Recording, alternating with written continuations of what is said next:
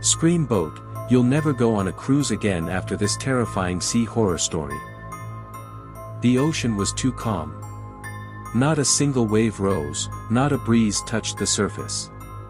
The Adriana Belle, a once luxurious party yacht turned thrill cruise, embarked on a mysterious Halloween voyage, carrying 6 contest winners, Amber, Kyle, Martin, Joel, Eddie, and Cass.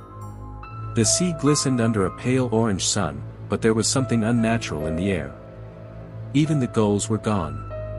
Captain Darrow greeted them with cold eyes, his handshake limp and skin dry as driftwood. "Stay on deck after sundown," he warned, his voice crackling like broken shells. "It's best not to wander." The yacht cut from the harbor, entering open water. Cell signals dropped. GPS blinked and died. A dull static hummed through the intercom.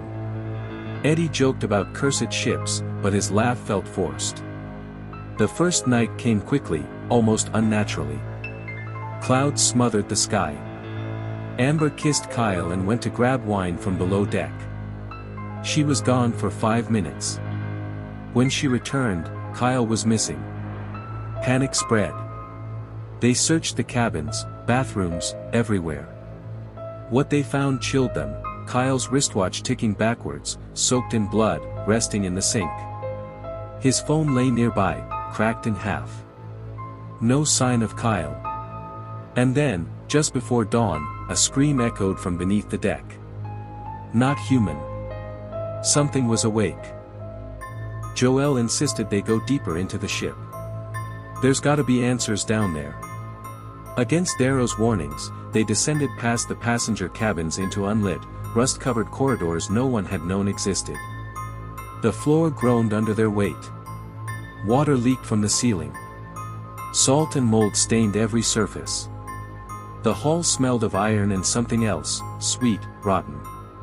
Then they found the hatch. It shouldn't have been there. Chains wrapped around it, ancient and etched with symbols like scars. Someone had tried to keep something inside. Not out. Eddie pried it open. A wave of heat hit them, along with a nauseating stench. Bones lined the walls inside. Human remains, hung like meat in a freezer, dried and cracked. Symbols were carved into the floor, surrounding an altar built of skulls and iron. Joel's voice dropped. "This ship's been used before, for something dark." The hatch slammed shut. They screamed and pounded until it opened again, seemingly on its own. But Martin had changed. He sat in a corner, rocking and chanting in a language none of them recognized. His pupils had dilated until his eyes were almost black. He looked up and smiled, blood trickling from his nose. "The sea below isn't water anymore," he whispered. "It's waiting."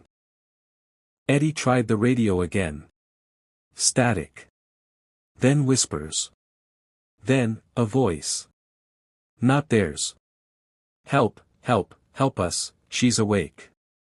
It was layered, dozens of voices, all desperate, some in languages they didn't know. The sound twisted in their ears, left ringing behind, and every time they listened, something happened. One guest's nose bled.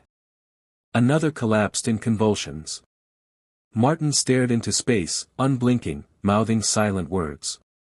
He hadn't spoken aloud since the altar. Then the ship began shifting. Hallways stretched longer. Doors moved. They opened a door to their own cabin, only to find it led into a storage room that smelled of seaweed and burnt flesh. They stumbled into a ballroom, untouched by time. But something was wrong, the chandeliers swung without wind, and the mirrors on the walls reflected the wrong people. In them, they were decomposing. Their eyes were gone. Amber screamed. She saw Kyle in the corner, soaked, skin torn, jaw hanging open. She ran to him. His mouth gaped wider than it should, revealing black void. No teeth. Just a low humming. His hands reached for her, waterlogged, twitching. Amber was pulled away just in time. Kyle vanished like mist. And in every mirror now, they could see him. Watching. By morning, the sea had gone wrong. It was black. Not dark blue, black. Like ink. Like oil. No reflection of sky, stars, or sun. It shimmered with strange ripples, as if it breathed. Eddie threw a bottle overboard. It vanished instantly, no splash. Just gone. The sea isn't real anymore, Joel muttered. That day, they found the chef. His apron was soaked. He stood on the bow, facing the sea, humming an eerie lullaby. Then, without a word, he slit his own belly open with a boning knife and spilled across the deck. No more mouths, he said as he fell. No more mouths. They burned his body. The flames turned green. That night, the ship groaned as if alive. Walls throbbed. Screams echoed through the vents, not from anyone on board. The intercom flicked on and off, cycling the same two words, "Join us." In the water, faces began to rise. Hundreds of them. Pale, bloated, dead. Their mouths open in eternal screams. But no sound came from them. The sea was full of the drowned. They decided to break into the cargo hold. Darrow tried to stop them, but he was no longer in charge. The group dragged him down and tied him to a pipe. In the hold, buried beneath tarps and rusted crates, they found it, a massive black box labeled 1923, do not open, hull 7. It pulsed with heat. Amber stepped forward, drawn to it like a magnet. She touched the seal, and it hissed open. Inside lay a woman. Her skin was porcelain white, her dress crimson and soaked in dried blood. Long, tangled black hair covered most of her face. Yet she was pristine. Untouched by time. Then her eyes opened, white, glowing, dead. She screamed. Every light on the ship exploded. Mirrors shattered. Pipes burst. Joel's eardrums ruptured instantly. Eddie bled from his eyes. Martin dropped to his knees and worshipped her. The woman stood.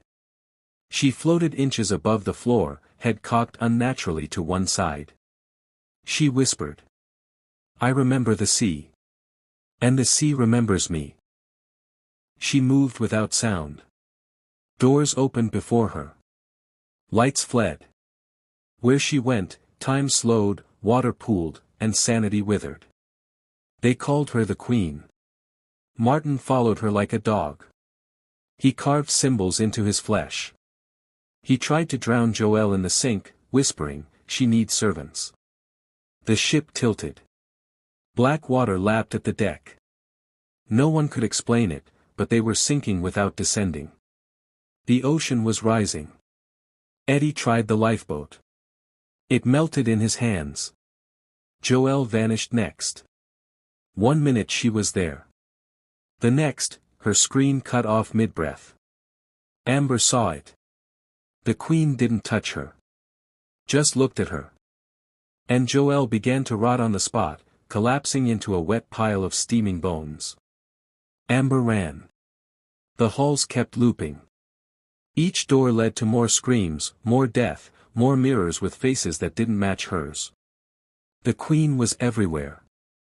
In the glass. In the water. In their minds. The altar hadn't imprisoned her. It had fed her. And they had set her free. Amber was the last. She found the captain, torn apart, limbs arranged into a spiral.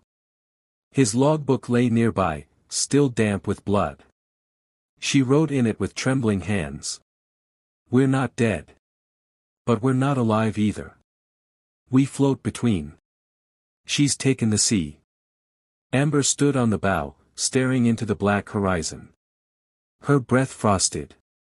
Time didn't exist anymore. Stars blinked like eyes. The Queen stood behind her. Amber turned, arms wide. End it. But the Queen didn't kill her. She became her. Amber's body crumpled to the deck. Her reflection in the nearest broken window didn't match. It smiled. The Adriana Bell now drifts aimlessly, occasionally reappearing near ports, untouched, pristine, beautiful. People board it. They never return. And if you sail far enough and the water goes black, listen closely. You'll hear the screams in the sea.